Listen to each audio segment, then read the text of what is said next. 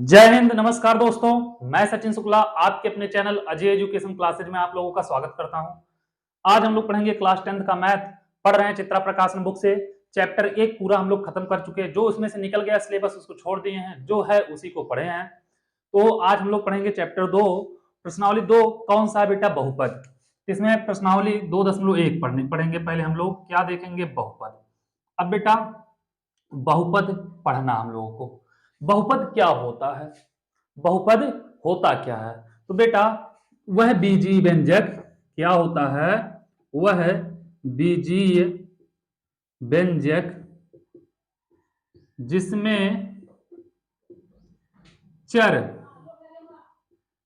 पे घात एक पूर्ण संख्या हो।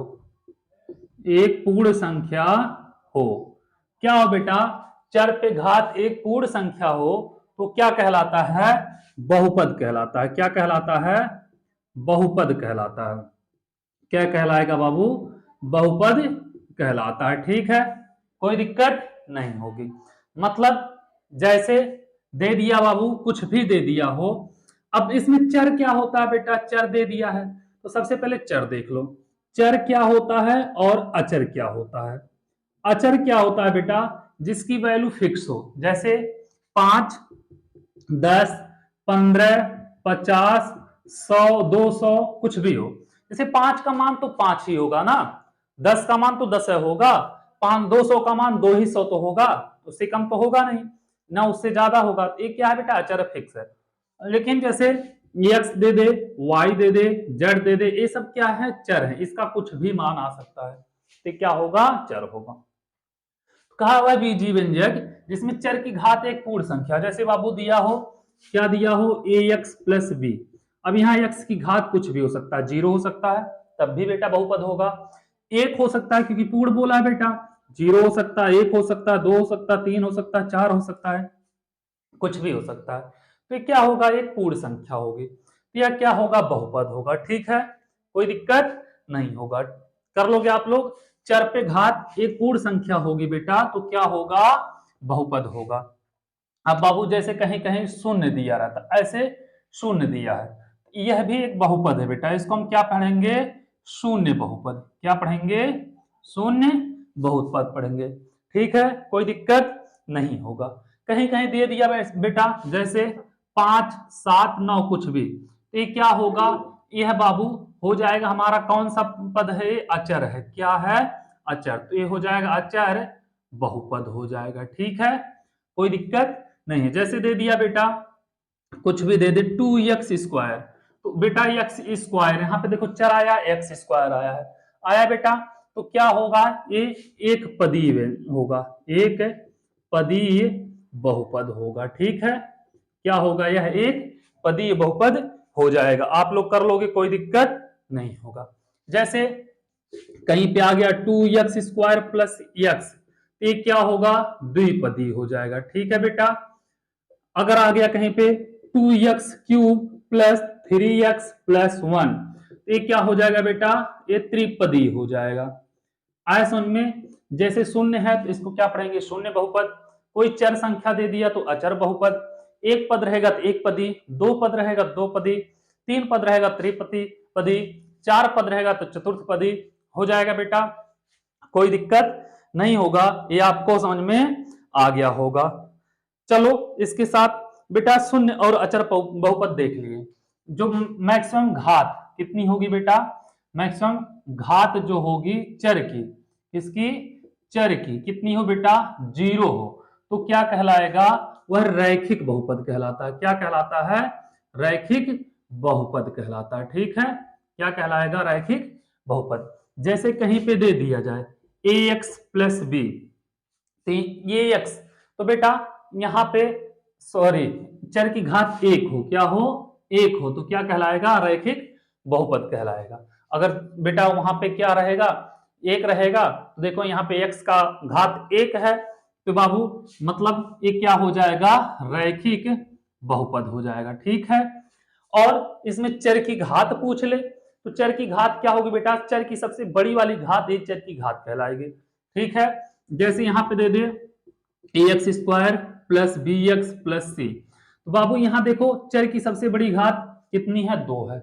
तो क्या कहलाएगी बेटा, इसमें चर की घात अगर पूछ ले, चर की घात पूछ ले तो क्या होगा, या बहुपद की घात पूछ ले तो इसमें 2 हो जाएगा। इसमें बहुपद की घात पूछेगा तो कितना होगा, 1 होगा। ठीक है, कर लोगे, कोई दिक्कत नहीं होगा। अब X square plus B X है बेटा, तो यहाँ पे क्या होगा, यह है द्विघाती बहुपद होगा। क्या होगा, द्विघाती बहुपद होगा। ऐसे अगर करोगे A X cube plus B X plus C, B X square plus C X plus D दे दे, इसमें बेटा चर की घात या बहुपद की घात, कुछ भी बोलोगे, बहुपद की घात कितनी होगी बेटा, सबसे बड़ी घात ही होती है। कितनी होगी, 3 होगी। और इसको हम लोग क्या पढ़ेंगे, त्रिघातीय बहुपद। क्या पढ़ेंगे, त्रिघातीय बहुपद पढ़ेंगे। ठीक है, यह भी समझ में आया होगा। इसको क्या पढ़ेंगे, त्रिघातीय बहुपद पढ़ेंगे। ऐसे बाबू ए एक्स पे 4 plus B X cube plus C X square plus D X और प्लस कुछ भी आ जाए ए, तो बाबू इसमें अगर बहुपद की घात पूछेगा तो कितना होगा, 4 होगा। और एक ऐसा होगा चतुर्थ घातीय बहुपद होगा। ठीक है, चर की घात एक पूर्ण संख्या होनी चाहिए। जैसे कहीं पे दे दिया बेटा, यहाँ पे ए एक्स पे 1/2 और प्लस बी एक्स, ये दे दिया बेटा 1/2 प्लस बी एक्स। अब बाबू एक्स पे जो दिया है कितना दिया, 1/2, तो बहुपद नहीं है। ठीक है, क्या होगा, यह बहुपद नहीं होगा। या बेटा A under root X plus B दे दे, तब भी यह बहुपद नहीं है। ऐसा में या बेटा ए एक्स पे -1 प्लस बी दे दे, तो यह भी बेटा माइनस में है, तो यह भी क्या होगा, बहुपद नहीं है।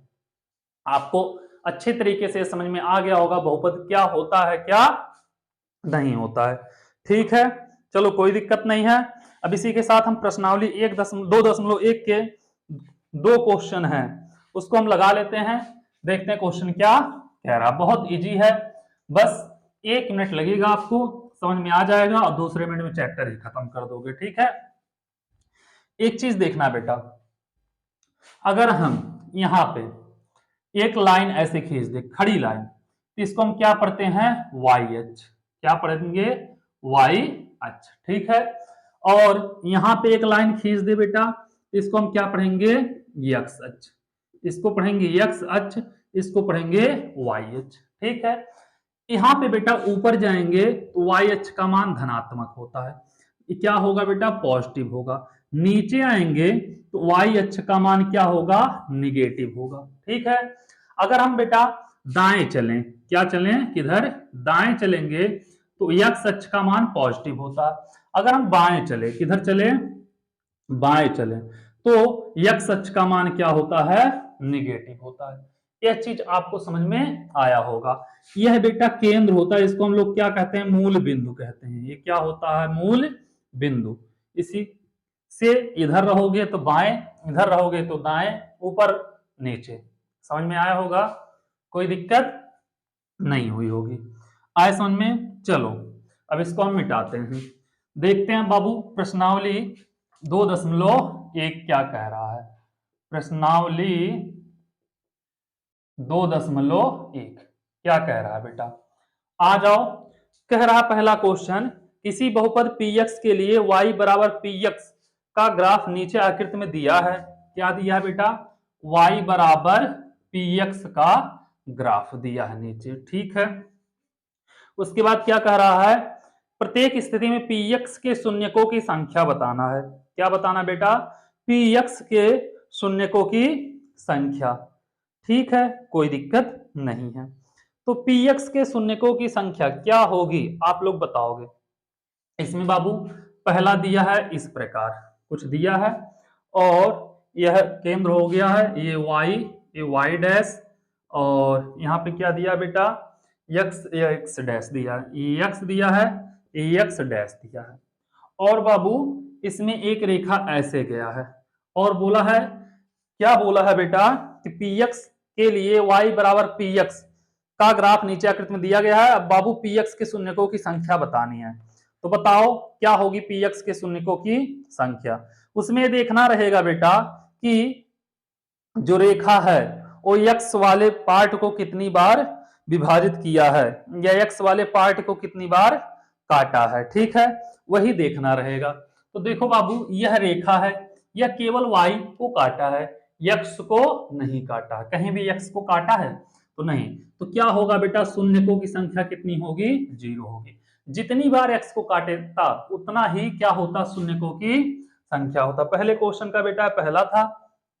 दूसरा क्या कह रहा है देख लो, दूसरा भी दिया है बेटा, सेम दिया है ऐसे, y और x, यहाँ पे x डैश, यहाँ पे x, यहाँ पे y, यहाँ पे y डैश।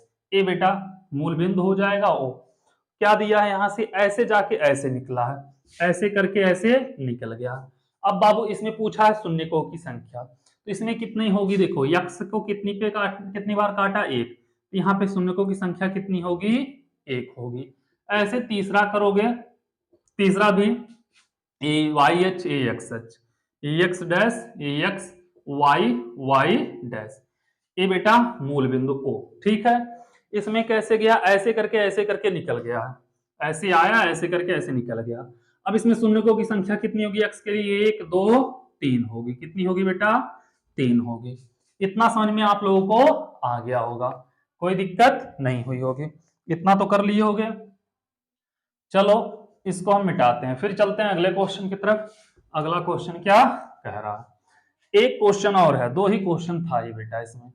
दूसरा क्या कह रहा है कि किसी बहुपद g के लिए y बराबर gx का घात में दिया है, प्रत्येक स्थिति में gx के वास्तविक शून्यकों की संख्या ज्ञात करनी है। तो बाबू सेम कंडीशन है, ए वाई होगा, ए वाई डैश होगा, ए एक्स डैश होगा, ए एक्स होगा, मूल बिंदु ओ होगा। ठीक है, तो कैसे गया है, ऐसे गया है। अब बाबू एक्स अक्ष को कहीं पे काटा है नहीं, तो शून्यकों की संख्या कितनी होगी, 0 होगी।